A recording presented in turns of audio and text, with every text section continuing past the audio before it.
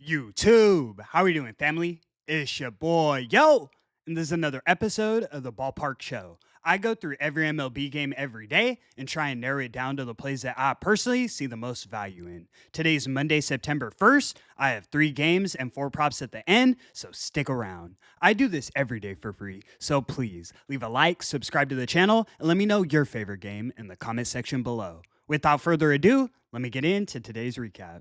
Recapping yesterday, we went 2-0. We cashed both of our highlighted plays. That's exactly how I needed to end the month with a sweep. Let's keep that momentum rolling into September. First, we took the Detroit Tigers on the run line in Kansas City against the Kansas City Royals. Perfect bounce back spot for Detroit with Skubal on the mound. He pitched a 7-inning shutout, and the bats showed up in a big way. Final score was 5-0 Tigers. Next, we took the Colorado Rockies plus 2.5 runs against the Chicago Cubs. Last game we needed for the sweep, funny enough, the Rocks won it outright. Boyd gave up 6 hits and 4 earned runs. That was enough for the Rocks to stay competitive and walk it off in the 9th.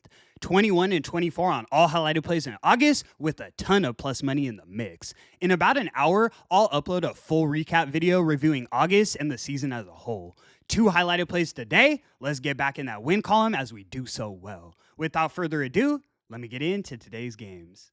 In our first matchup, we have the Miami Marlins in Washington taking on the Washington Nationals. Nationals are minus 126 on the money line, and the total is 9 runs. On the mound, we have no official starter going for Miami, but we have Andrew Alvarez making his season debut for Washington. Obviously, we don't have information on Miami's starting pitcher, so let me walk you through the non-variable factors. First of all, we're in Nationals Park, one of the most hitter-friendly ballparks in the league. We also know what we're going to get from both bullpens, a lot of runs given up. These aren't the most dynamic lineups, especially the Nationals over the last 30 days, but them being favored tells me a lot. Alvarez is making his major league debut with a 4.1 ERA in the minors, and the books still think the Nats win this game. Not because they think Alvarez pitches a shutout, but because they think the Nationals' bats are going to show up in a big way. I agree. James Wood, CJ Abrams, Agustin Ramirez, lock in some props because I think we see a lot of hits, but ultimately we get over this total. We're taking the Marlins and Nationals over 9 runs. You can find it for minus 110 odds as our first highlighted selection. Let's move.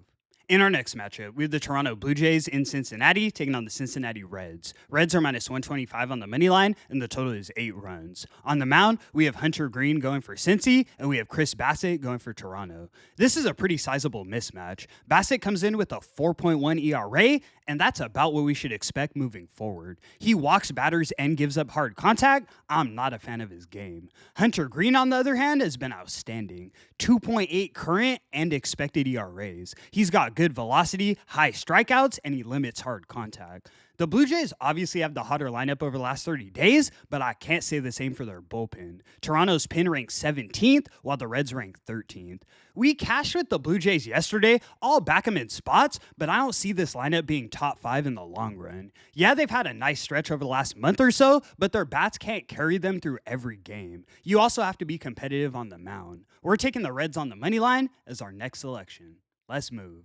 In our last and final matchup, we have the Seattle Mariners in Tampa Bay taking on the Tampa Bay Rays. Rays are minus 111 on the money line, and the total is 9 runs. On the mound, we have Luis Castillo going for Seattle, and we have Shane Baz going for Tampa. This is actually a pretty even pitching matchup. Castillo obviously has a better current numbers, but Baz has a better expected numbers by far. A 4.4 expected for Castillo, but a 3.9 for Baz. Castillo walks way too many batters and isn't getting strikeouts. That's a recipe for disaster.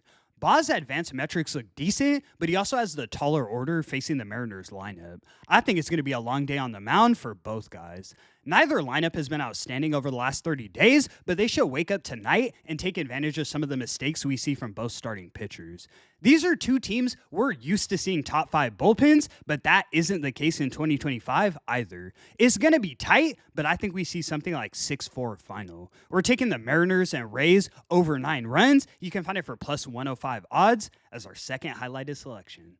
All right, guys, let me get into these props. New month, let's start it with a bang. First, we're taking Brett Baty of the New York Mets to get 2 or more bases. He's faced Morton 10 times in his career, and he's batting a 300. Next, we're taking Ellie De La Cruz of the Cincinnati Reds to get 2 or more bases. Hits for contact, hits for power, and he's got a 2.3 OPS against Bassett. Next, we're taking Tyler Soderstrom of the Oakland Athletics to get 2 or more bases. Kid's having a great season, .27 average and a .8 OPS through 500 at-bats. For our final selection, I have to run this one back. We're taking Eugenio Suarez of the Seattle Mariners to get 2 or more bases. Tonight, the Mariners offense is getting busy, and Eugenio's going yard. And that's going to conclude today's video. Thank you so much for tuning in, guys. New month. Let's make it our biggest one yet. I'll upload my monthly recap video in about an hour, so tune in for that as well. I appreciate the support so much. I do this every day for free, so please leave a like and subscribe to the channel. It's your boy, yo! And until the next one, I'm gonna catch y'all. Peace.